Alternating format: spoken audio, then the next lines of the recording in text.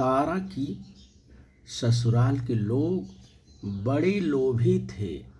वे लोग उसे और दहेज लाने के लिए सताने लगे, घर में मार पिटाई करने लगे। नालायक पति पत्नी की सहायता न कर अपने घर वालों का ही समर्थन करता था। घर की मारपीट से परेशान होकर उसने अपने पिता को एक पत्र लिखा। पत्र में उसने अपनी आत्महत्या का कारण लिखा। घर से वह रात के समय निकली। चलते चलते वह गंगा नदी के किनारे पहुंच गई। गंगा नदी के किनारे पर एक पत्थर की शिला थी। उसी शिला पर उसने बोतल, जिसमें उसने पीने के लिए पानी लिया था, कंगन तथा वह कागज जिसमें उसने आत्महत्या का कारण लिखा था, रख दिया तथा हिम्मत करके नदी की धारा में कूद गई। सुबह हुई। लोग गंगा नदी में नहाने के लिए आने लगे।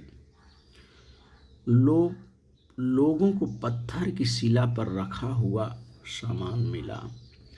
कागज को लोगों ने पढ़ा।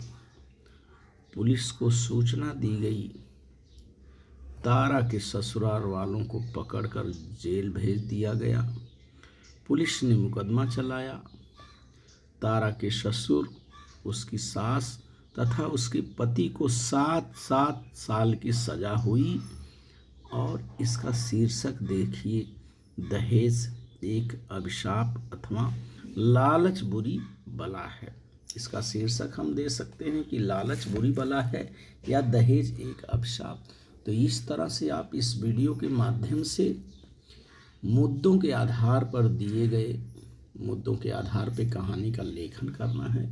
तो बोतल, किनारा, कंगन और कागज, इन मुद्दों के आधार पे यहाँ कहानी का लेखन किया गया है और इसका शीर्षक भी दे दिया गया है कि दहेज एक अभिशाप है अथवा लालच बुरी बला है। तो इस तरह से आप इस वीडियो के माध्यम से मुद्दों के आधार पर दिए गए कहानी का वाचन करिए, लेखन करिए।